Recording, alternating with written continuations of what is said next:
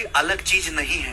Percentage को fraction में, fraction को परसेंटेज में कैसे बदलते हैं, स्टैंडर्ड परसेंटेज और स्टैंडर्ड फ्रैक्शन का इस्तेमाल कैसे किया जाता है मेरे प्यारे भाई। कैलकुलेशन की टेक्निक मैंने आपको बताई थी, ठीक है जी। आप बोलोगे हाँ जी सर बिल्कुल सही। और आज की क्लास में आपको परसेंटेज का एक और कंसेप्ट सिखाऊंगा, मल्टीप्लाइंग फैक्टर। मल्टीप्लाइंग फैक्टर, उससे पहले मेरे दोस्तों मैं आपको कुछ टर्मिनोलॉजी क्लियर करना चाहता हूं मेरे प्यारे भाई, वो आप समझिएगा, ध्यान सुनिएगा। देखिए परसेंटेज का अपना कोई वजूद नहीं है, परसेंटेज तो केवल एक नंबर है। जैसे मैं आपसे कहूं 75%, तो 75% तो अपने आप एक नंबर है 3/4। ठीक भैया, परसेंटेज का अपना कोई वजूद नहीं। जैसे मैं आपको कहूं 75%, अरे क्या 75%? 75% एक नंबर है जिसका मतलब होता है 3/4। बात समझे? आप बोलोगे हाँ जी सर समझे हम आपकी बात को। लेकिन लेकिन लेकिन मेरे दोस्तों आप मुझे ये बताइएगा, ध्यान सुनिएगा, सभी लोग ध्यान से सुनिएगा मेरे प्यारे बच्चों, सभी लोग। परसेंटेज का अपना कोई वजूद नहीं। परसेंटेज 75%, तो किसका 75%? परसेंटेज हमेशा किसी वैल्यू को ध्यान में रख के बताई जाती है। परसेंटेज हमेशा किसी वैल्यू को ध्यान में रख के बताई जाती है, यानी कि परसेंटेज हम किस चीज का निकाल रहे हैं वो बहुत जरूरी होता है। तो परसेंटेज हमेशा बेस वैल्यू को ध्यान में रख के निकाली जाती है। अब मैं आपसे चार चीजें पूछूंगा, चारों ही चीजें बहुत बेसिक है और आपको पता होनी चाहिए मेरे दोस्तों। जैसे कि एग्जांपल के लिए मेरे प्यारे भाई ध्यान से आप ये सुनिएगा, ठीक है। जैसे मैंने आपसे पूछा कि मेरे दोस्तों 160 is what percent of 225? 160 is what percent of 225? 160 is what percent of 225? Clear है? आप बोलोगे हाँ जी सर। तो मेरे दोस्तों हिंदी में इस बात का मतलब है 160 225 का कितना प्रतिशत है?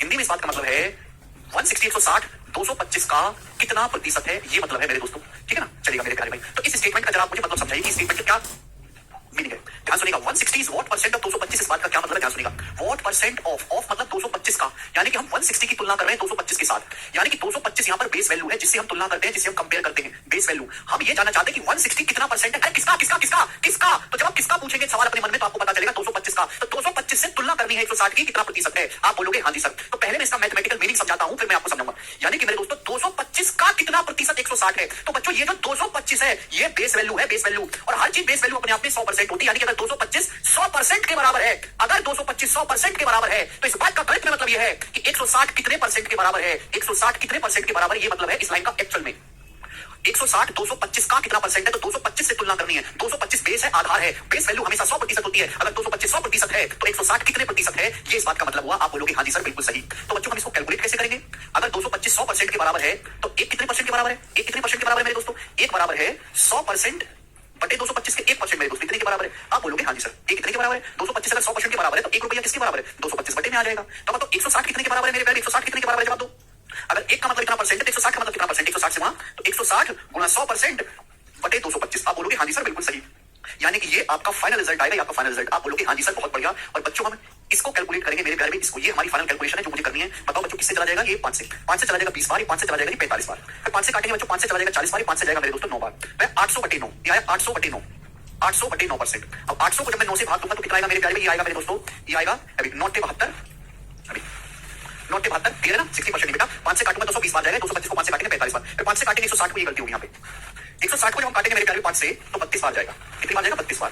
तो 32 गुणा 20 640, ठीक है, ये 9 640 बटे 9% होगा 9, ठीक है। और 640 को जब 9 से भाग देंगे तो 9 7 63, 9 एकम 71 is to 1 by 71 is to 3/9%, 71 is to 1/9%,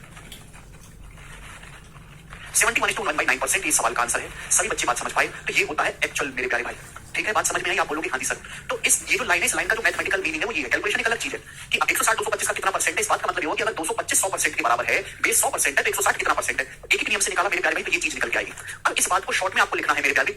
160 225 का कितना परसेंट है, तो बेस वैल्यू को हमेशा नीचे रखते हैं, जिससे हम कंपेयर करते हैं मेरे प्यारे उसको हमेशा नीचे रखेंगे, जिससे हम कंपेयर करेंगे उसको हमेशा नीचे रखेंगे। 225 बेस वैल्यू है, 225 का कितना परसेंट है? 160। हम क्या निकालना चाह रहे हैं? 160 कितना परसेंट है 225 का? तो जो वैल्यू हम निकालना चाह रहे हैं 160 की वैल्यू कितने परसेंट है वो ऊपर रखेंगे मेरे प्यारे भाई। क्लियर है? आप बोलोगे हाँ जी सर। बस परसेंटेज में कन्वर्ट करना है तो 100 से गुणा करेंगे, परसेंटेज का साइन लगाएंगे। यही सिखाया गया था आपको बचपन में, यही सिखाया गया था। ये बात आपने रट तो ली, लेकिन उसके पीछे का एक्चुअल लॉजिक आपको पता चला। आज भी उसके पीछे जो एक्चुअल लॉजिक होता है वो ये कहानी होती है मेरे प्यारे भाई। लेकिन मैं तो ये कहना चाहता हूं कि आपको इतना करने की जरूरत भी नहीं है। आप सीधा रेशियो निकाला करो, अनुपात। 160 225 का कितना परसेंट है, बेस वैल्यू को आप नीचे रखोगे और मेरे दोस्तों को काटोगे, किससे जा रहा है? 5 से। 32 बटे 45, आप बोलोगे हाँ सर 5 से कट रहा है, 32 बटे 45, ठीक है जी। यहां तक कोई परेशानी नहीं। और इसको परसेंटेज में कन्वर्ट करना है तो 100 से गुणा करके परसेंटेज का साइन लगा दो मेरे प्यारे भाई। ये चला गया 20 बटे 9 और 640 बटे 9 आ जाएगा लगभग आपका 71.11%। यस और नो? मुझे लगता है कि बात हर एक बालक को समझ में आ गई है, इसमें कोई परेशानी नहीं है, ठीक है जी। तो इस बात को शॉर्ट में ही लिखने का तरीका, ये बेस वैल्यू को हमेशा नीचे रखेंगे, ठीक है। चलो दोस्तों मैं आपसे एक छोटा सा एग्जांपल और पूछता हूं, एक छोटा सा एग्जांपल मैं आपसे और पूछता हूं, ध्यान से बताइएगा जरा आप मुझे, सभी लोग जो है मुझे ध्यान से बताएंगे, ठीक है जी।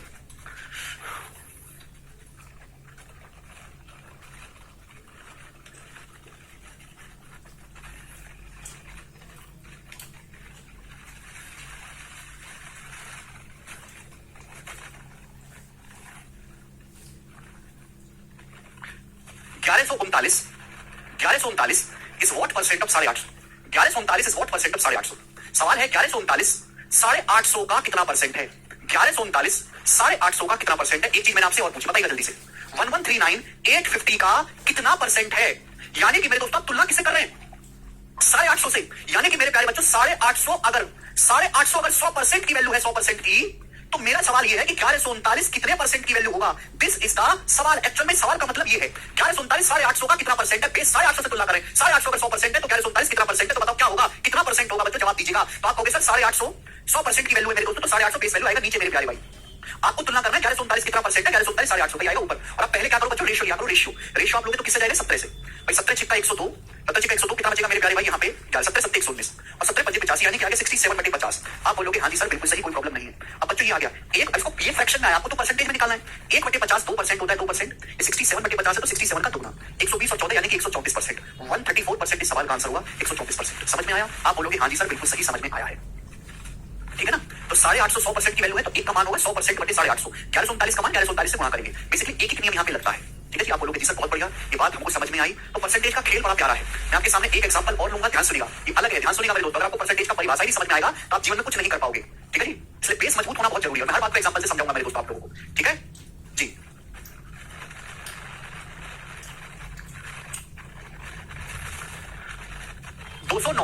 Is what percent 209 is what percent more than 171। ये सवाल मेरे दोस्तों आपके सामने आ गया। जब आपके सवाल का क्या आंसर है? हिंदी में अगर मैं इसको कहूं तो मैं लिखूंगा 209 171 से 209 171 से कितना परसेंट अधिक है? 209 171 से कितना परसेंट अधिक है? ये मैं कहूंगा 209 171 से कितना परसेंट ज्यादा है? ये मैं आपसे पूछना चाहता हूं बच्चों। क्लियर? आप बोलोगे हाँ जी सर क्लियर।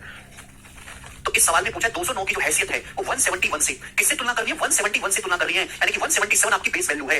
यानी कि अगर बच्चों 171 100% के बराबर है, 100% के बराबर है 171। आप बोलोगे हाँ जी सर 100% के बराबर है 171।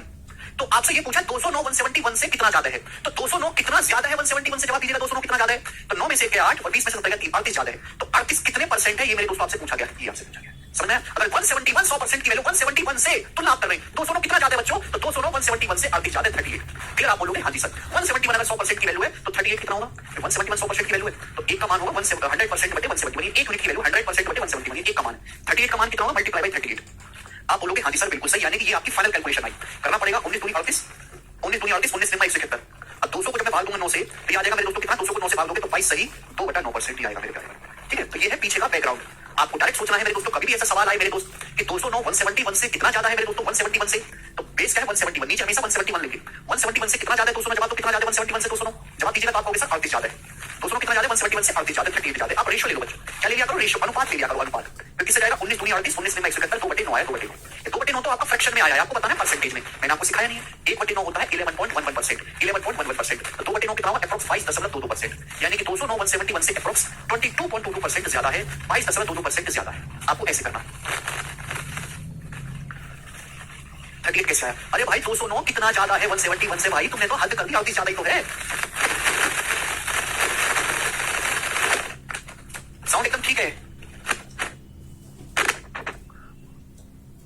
हद होती है यार तुम लोगों को, हद होती है, हैं? शर्म भी नहीं आती इन लोगों को। शर्म भी जो आई को थोड़ी बहुत शर्म भी दिखाई है इन लोगों ने जी। एक एग्जांपल आपसे और पूछता हूं, बिल्कुल ही तुष्ट हो गए हो यार आप लोग तो।